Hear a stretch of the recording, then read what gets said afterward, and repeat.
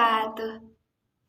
Halo teman-teman, kembali lagi bersama saya yaitu Resti Nur Agustiani. Saya dari kelas 2D jurusan Pendidikan Bahasa Arab.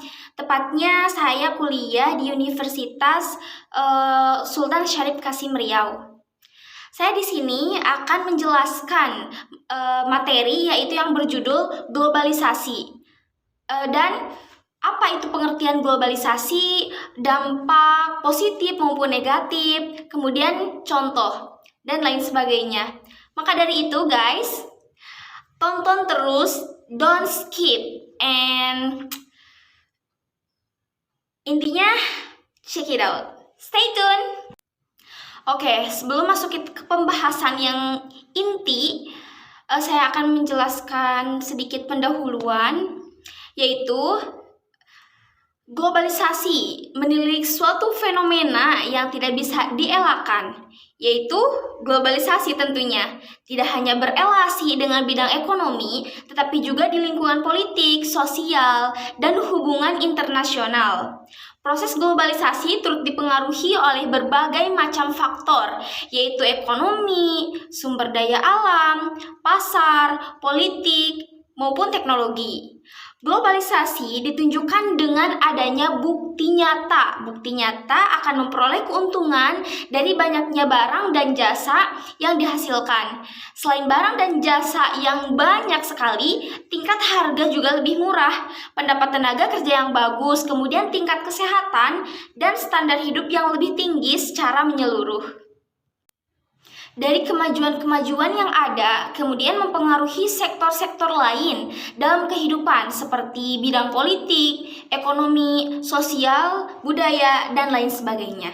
Contoh sederhana, dengan teknologi internet, parabola, dan TV, orang di belahan bumi manapun akan dapat mengakses berita dari belahan dunia yang lain secara cepat.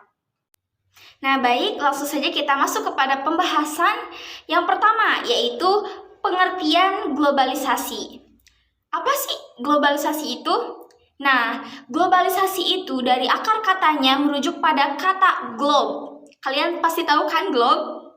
Yap, globe atau bola dunia yang merupakan peta tiruan bumi yang bulat seperti bola sehingga menyerupai bentuk yang sebenarnya. Dalam bahasa Inggris, globalisasi dari segi bahasa adalah gabungan dari kata global dan akhiran ization dan menjadi kata globalization yang berarti menjadi global, membuat global ataupun makna yang berkaitan dengan hal yang demikian. Selanjutnya, dalam konteks penggunaan oleh para ekonomi dan ilmuwan sosial, globalisasi merupakan satu terminologi baru yang muncul sekitar tahun 1960-an dan mulai mengemuka kembali sekitar tahun 1980-an sampai sekarang. Salah seorang ilmuwan yang terkenal adalah Marshall McLuhan yang mengenalkan istilah Global Village pada awal tahun 1960-an, yaitu bahwa dengan perantaraan teknologi komunikasi dunia akan menjadi sebuah desa global atau bisa disebut Global Village. Global Village ini menggambarkan bahwa jarak antar negara di dunia ini semakin menyusut, ditandai dengan perkembangan dalam internet, telepon seluler, dan tiket penerbangan murah, serta fakta bahwa berita menyebar dengan kecepatan sangat tinggi. Nah, selanjutnya, setelah kita mengetahui apa itu globalisasi, masuk kepada pembahasan yang kedua, yaitu bagaimana globalisasi di era modern ini. Nah, dunia modern seperti sekarang ini ditandai dengan interaksi yang semakin luas dan intensif dari masyarakat internasional. Interaksi ini terjadi dalam berbagai bidang seperti politik, sosial, ekonomi, perdagangan, budaya, telekomunikasi, dan sebagainya. Pada era abad ke-21 ini menjadi abad yang sangat penting di mana intensitas dari kontak masyarakat dunia berlangsung dalam skala yang besar. Ini tidak lepas dari adanya perkembangan teknologi dalam bidang transportasi saja, atau telekomunikasi, internet, serta teknologi komputer dan digital. Kemudian, Kondisi seperti ini menghasilkan apa yang dikenal sebagai globalisasi yang telah mengubah wajah dunia dari yang semula tersekat batas-batas wilayah secara rigid menjadi lebih lentur dan terbuka. Di dalam perkembangannya, penggunaan istilah globalisasi juga semakin beragam dengan makna yang semakin beragam pula. Sejak kemunculannya di awal 1960-an sampai sekarang ini, istilah globalisasi banyak digunakan dalam literatur-literatur akademik dan populer untuk menggambarkan sejumlah hal. Globalisasi sebagai sebuah gejala tersebarnya nilai-nilai dan budaya tertentu ke seluruh dunia sehingga menjadi budaya dunia atau world culture telah terlihat semenjak lama. Cikal bakal dari persebaran budaya dunia ini dapat ditelusuri dari perjalanan para penjajah Eropa Barat ke berbagai tempat di dunia ini. Namun, perkembangan globalisasi kebudayaan secara intensif terjadi pada awal abad ke-20-an dengan berkembangnya teknologi komunikasi, yaitu kontak melalui media menggantikan kontak fisik sebagai sarana utama komunikasi antar bangsa. Perubahan tersebut menjadikan komunikasi antar bangsa lebih mudah dilakukan. Hal inilah yang menyebabkan semakin cepatnya perkembangan globalisasi kebudayaan. Nah, kemudian adakah dampak positif ataupun negatif dari globalisasi ini? Tentu saja ada, teman-teman. Dampak positif dari globalisasi budaya tersebut diantaranya adalah perubahan tata nilai dan sikap masyarakat yang semula irasional menjadi rasional. Berkembangnya ilmu pengetahuan dan teknologi memberikan kemudahan kepada masyarakat dalam beraktivitas dan mendorong untuk berpikir lebih maju dan tingkat kehidupan yang lebih baik. Adapun dampak negatif dari globalisasi budaya diantaranya adalah berkembangnya sifat individualis, karena pada 8 jurnal kajian Lemnas RI, yaitu edisi 32 Desember 2017, masyarakat merasa dimudahkan dengan teknologi maju, membuat mereka merasa tidak lagi membutuhkan orang lain. Meningkatnya sifat materialistis karena masyarakat memandang segalanya dari segi materi. Meningkatnya sifat konsumerisme, yaitu proses konsumsi atau pemakaian barang-barang hasil produksi secara berlebihan atau tidak sepantasnya secara berkelanjutan, dan hedonisme, yaitu pandangan hidup yang menganggap bahwa orang akan menjadi bahagia dengan mencuri kebahagiaan sebanyak mungkin dan sedapat mungkin menghindari perasaan-perasaan yang menyakitkan. Kemudian masuk kepada pembahasan yang ketiga, yaitu konsep globalisasi. Nah, penggunaan istilah globalisasi terus mengalami perkembangan sampai saat ini. Pada awalnya, di kalangan akademis, konsep globalisasi ini tidak diakui sebagai satu konsep yang signifikan. Di dalam proses selanjutnya, semakin tersebar dan meluasnya penggunaan konsep ini menyebabkan istilah ini yaitu menduduki satu posisi yang penting. Meskipun di dalam prosesnya istilah itu digunakan secara sangat longgar. Kemudian, globalisasi sebagai sebuah konsep mengacu kepada kompresi ataupun penyusutan dunia serta semakin intensifnya kesadaran mengenai dunia sebagai satu kesatuan atau satu keseluruhan. Dan pembahasan yang keempat yaitu ruang lingkup globalisasi. Ruang lingkup dari globalisasi menggambarkan dalam dimensi apa saja globalisasi itu telah mempengaruhi kehidupan dunia internasional dan menjadikannya sebagai satu kesatuan global. Nah, yang pertama yaitu globalisasi politik. Globalisasi politik ditandai ketika negara-negara mengarah pada penggunaan kebijakan-kebijakan politik serta gaya pemerintahan yang relatif sama di tingkat dunia, seperti bentuk pemerintahan yang sekuler, adanya perdagangan bebas, dan sebagainya. Dalam konteks ini, kebijakan dapat dibuat untuk memfasilitasi perdagangan internasional yang mencakup pemerintah nasional maupun lembaga internasional seperti IMF atau WTO. Yang kedua, yaitu globalisasi dan politik dunia. Globalisasi telah menjadi satu topik utama di dalam studi hubungan internasional sejak beberapa dasawarsa terakhir ini. Globalisasi memungkinkan hubungan internasional pada berbagai dimensi seperti politik, ekonomi, sosial, komunikasi, budaya, dan sebagainya. Kemudian yang ketiga, globalisasi ekonomi.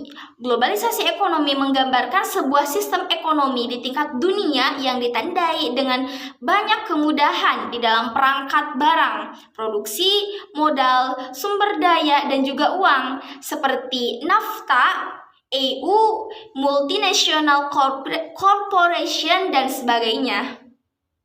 Yang keempat, yaitu globalisasi sosial dan kultural. Globalisasi menyangkut banyak pertukaran ide-ide, pengetahuan, dan juga norma-norma di antara bangsa-bangsa di seluruh dunia. Ini ditandai dengan tumbuhnya keyakinan sebagai 32 bagian dari warga negara global yang seharusnya memiliki standar dan hak yang sama. Sebagai contoh bahwa perempuan sudah semestinya mempunyai hak dan kedudukan yang sama dengan laki-laki. Dan yang kelima, yaitu globalisasi teknologi. Hubungan antar bangsa seperti ini adalah hasil dari infrastruktur yang tersedia untuk televisi, radio, telepon, dan internet. Secara tradisional, globalisasi teknologi dulu hanya tersedia untuk kelas atas yang memiliki akses ke mereka. Dan sekarang, banyak orang di negara berkembang yang memiliki akses ke telepon seluler dan internet, sehingga memudahkan mereka untuk terhubung dengan orang-orang di negara lain di seluruh dunia. Masuk kepada pembahasan yang kelima, yaitu revolusi digital. Era globalisasi yang ditandai pesatnya perkembangan teknologi dan pengetahuan serta diikuti oleh revolusi industri 4.0 telah mempengaruhi cara pandang manusia dalam bekerja dan menjalankan kehidupannya, yaitu kehidupan yang semakin terdigitalisasi dan pemusatan pada kinerja teknologi dalam kaitannya dengan mobilitas internet, teknologi mesin, 3D printing, artificial intelligence atau bisa kita disebut AI, serta teknologi robotik. Revolusi digital di era 4.0 disebut juga Smart Factory, menggambarkan perubahan eksponensial pada cara menjalankan hidup, bekerja, dan berhubungan satu sama lain. Terdapat konektivitas melalui sistem virtual dengan menggunakan instrumen teknologi yang disebut dengan Internet of Things, yang membuat sistem gerak sosial semakin maju, kemudian lebih cepat. Konsep ini adalah perkembangan dari revolusi teknologi dan lebih mengarahkan kepada bentuk inovasi sosial, sehingga dapat masuk ke segala arah dan menjembatani kesenjangan antara teknologi dan manusia. Kemudian, era revolusi industri 4.0 juga mengajak masyarakat untuk memahami bahwa teknologi dibuat untuk kepentingan mereka sendiri, serta bukan menambah masalah sosial dengan adanya fenomena disrupsi teknologi. Sebagai contoh, pada era sebelumnya, kemunculan robotik dan komputerisasi menimbulkan insecure bagi manusia karena takut tergantikan posisinya. Namun di era digital 4.0, teknologi digunakan untuk mengajak manusia bekerja bersama secara kolaboratif tanpa merugikan manusia itu sendiri. Sebagai contoh, melalui perkembangan media sosial, bukan hanya proses saling berbagi konten yang informatif dan non-informatif, tetapi juga bisa berbagai 49 masalah pekerjaan, barang, jasa, transportation, bahkan menikmati keuntungan secara bersama atau bahkan lebih, dan dikenal dengan konsep sharing economy. Masuk kepada pembahasan selanjutnya, yaitu keenam, dampak globalisasi. Bukannya tadi dampak globalisasi sudah disebutkan ya Kak? Nah, tadi dampak globalisasi tadi yaitu dampak di mana secara keseluruhannya teman-teman. Tapi sekarang saya akan menjelaskan dampak globalisasi di Indonesia ada yang berdampak positif dan negatif, tetapi dalam kehidupan bangsa Indonesia, teman-teman. Nah, dampak tersebut antara lain adalah, yang pertama yaitu dampak positif. Nah, dampak positif globalisasi ini dalam kehidupan bangsa Indonesia adalah terdapat berbagai macam dampak positif, yaitu yang pertama, perubahan tata nilai dan sikap. Adanya globalisasi dalam budaya menyebabkan pergeseran nilai dan sikap masyarakat yang semua irasional menjadi rasional. Kemudian yang kedua, yaitu berkembangnya ilmu pengetahuan dan teknologi. Nah, dengan berkembangnya ilmu pengetahuan dan teknologi ini, masyarakat menjadi lebih mudah dalam beraktivitas dan mendorong untuk berpikir lebih maju. Kemudian yang ketiga, yaitu tingkat kehidupan yang lebih baik. Dibukanya industri yang memproduksi alat-alat komunikasi dan transportasi yang canggih merupakan salah satu usaha mengurangi pengangguran dan meningkatkan taraf hidup masyarakat. Nah, teman-teman, selain dampak positif yang 3 poin di atas, terdapat juga dampak positif yaitu di bidangnya masing-masing. Salah satunya seperti yang pertama, globalisasi bidang hukum, pertahanan, dan keamanan. Nah, terdapat beberapa poin, yaitu yang pertama, semakin menguatnya supremasi hukum, demokratisasi, dan tuntutan terhadap dilaksanakannya hak-hak asasi manusia. Kemudian yang kedua yaitu regulasi hukum dan pembuatan peraturan perundang-undangan yang memihak dan bermanfaat untuk kepentingan rakyat banyak. Kemudian yang ketiga yaitu semakin menguatnya tuntunan terhadap tugas-tugas penegak hukum yang lebih profesional, transparan, dan akuntabel. Kemudian yang kedua yaitu globalisasi di bidang sosial budaya. Nah, yang pertama, meningkatkan pembelajaran mengenai tata nilai sosial budaya, cara hidup atau lifestyle, pola pikir yang baik maupun ilmu pengetahuan dan teknologi dari bangsa lain yang telah maju. Kemudian yang kedua, meningkatkan etos kerja yang tinggi, suka bekerja keras, disiplin, mempunyai jiwa kemandirian, kemudian rasional, sportif, dan lain-lain. Kemudian yang ketiga yaitu globalisasi di bidang ekonomi sektor perdagangan. Nah, yang pertama, liberalisasi perdagangan barang, jasa, layanan, dan komodit lain memberi peluang kepada Indonesia untuk ikut bersaing merebut pasar perdagangan luar negeri, terutama hasil pertanian, hasil laut, tekstil, dan bahan tambang. Kemudian yang kedua, yaitu arus masuk perdagangan luar negeri menyebabkan defisit perdagangan nasional. Terakhir, yang keempat, yaitu globalisasi di bidang ekonomi sektor produksi. Nah, adanya kecenderungan perusahaan asing memindahkan operasi produksi perusahaan ke negara-negara berkembang dengan pertimbangan keuntungan geografis. Nah, setelah memaparkan dampak positif yang telah saya bahas tadi, kemudian apa sih dampak negatifnya? Dampak negatif pengaruh dari globalisasi dalam kehidupan bangsa Indonesia adalah sebagai berikut. Nah, yang pertama, pola hidup konsumtif. Perkembangan industri yang pesat membuat penyediaan barang kebutuhan masyarakat melimpah. Dengan begitu, masyarakat mudah tertarik untuk mengonsumsi barang dengan berbagai pilihan yang ada. Kemudian yang kedua, sikap individualistik. Masyarakat merasa dimudahkan dengan teknologi maju, membuat mereka merasa tidak lagi membutuhkan orang lain dalam beraktivitasnya. Kadang mereka lupa bahwa mereka adalah makhluk sosial. Kemudian yang ketiga, yaitu gaya hidup kebarat-baratan. Nah, ini yang paling banyak, teman-teman ya. Tidak semua budaya barat baik dan cocok diterapkan di Indonesia. Budaya negatif yang mulai menggeser budaya asli adalah anak tidak lagi hormat kepada orang tua, kehidupan bebas remaja, dan lain sebagainya. Kemudian yang terakhir, 4, yaitu kesenjangan sosial. Apabila dalam suatu komunitas masyarakat hanya ada beberapa individu yang dapat mengikuti arus globalisasi, nah maka akan memperdalam jurang pemisah antara individu dengan individu yang lain yang stagnan.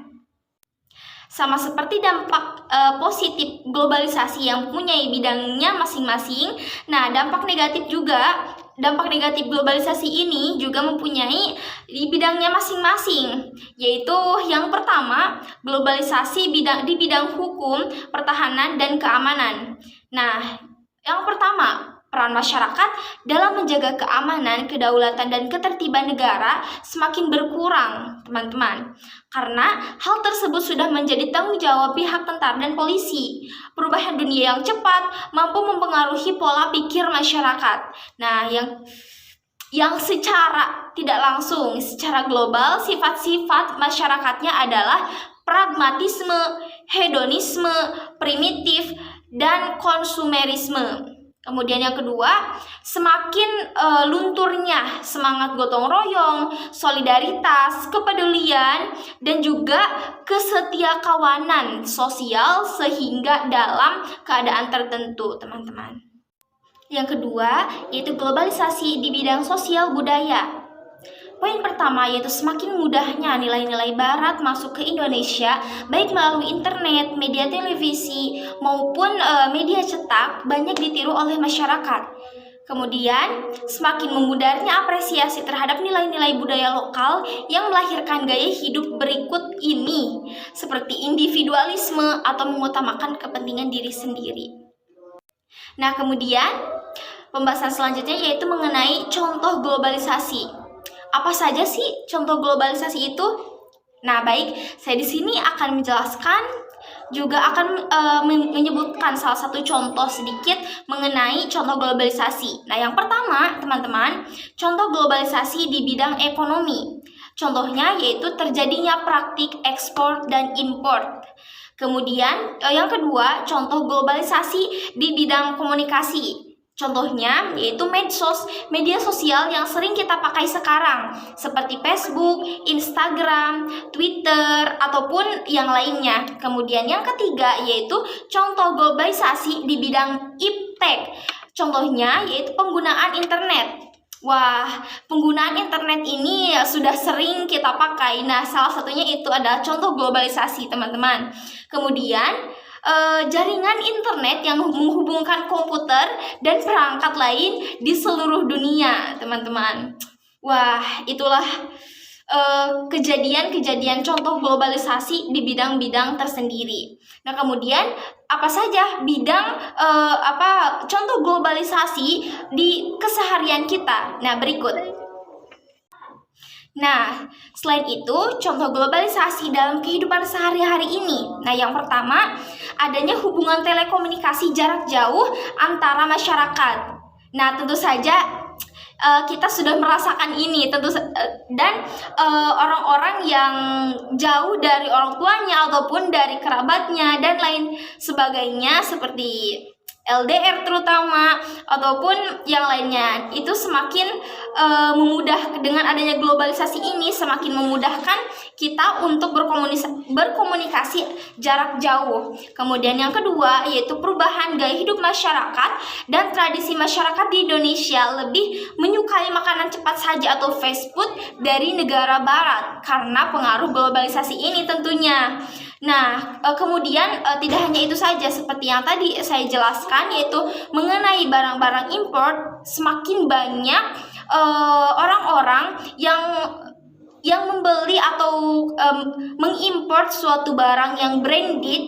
Nah, itu justru makin berkurangnya kualitas barang-barang di negara kita. Karena kenapa? Karena kebanyakan orang yang membeli atau membeli barang-barang impor seperti barang-barang branded tersebut. Nah, maka dari itu kita sebagai generasi muda, generasi Indonesia, remaja Indonesia, jangan terlalu banyak kita membeli barang-barang impor, barang-barang branded yang dari luar negeri ataupun makanan cepat saji yang berasal dari luar negeri. Karena kenapa? Karena kita harus lihat negara Indonesia tercinta kita ini juga memiliki barang-barang lokal yang tidak kalah dengan barang-barang branded yang lainnya. Maka dari itu teman-teman, selagi ada barang yang dibutuhkan di negara kita ini, selagi ada barang yang dicari yang ada di Indonesia, maka dari itu belilah, karena banyak barang-barang di Indonesia yang berharga daripada barang-barang yang ada di luar negeri. Seperti itu, karena apabila kita banyak membeli barang-barang impor atau branded, itu kenaikan harga-harga seperti sembako itu terkadang juga agak sedikit mahal, teman-teman. Itu sebabnya.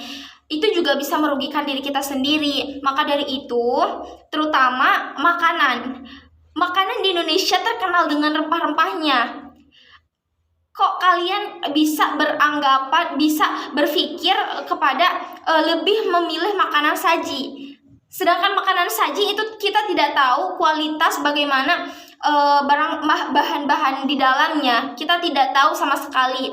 Karena sedangkan di Indonesia terkenal dengan rempah-rempahnya yang paling baik, dan juga bahkan orang barat sekalipun justru menyukai makanan-makanan yang ada di Indonesia. Nah, kita sebagai orang di Indonesia, sebagai masyarakat Indonesia, masa tidak menyukai makanan khas Indonesia sendiri?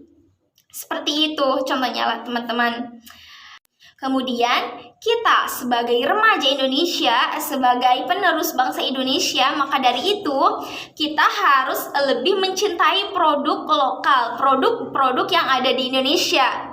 Seperti itu, justru kita harus lebih mengembangkan nilai ataupun barang yang ada di Indonesia menjadi berkembang pesat, bahkan sampai ke luar negeri sekalipun. Oke teman-teman, mungkin hanya itu yang dapat saya sampaikan. Kurang lebihnya mohon dimaafkan karena saya masih dalam proses tahap pembelajaran. Maka dari itu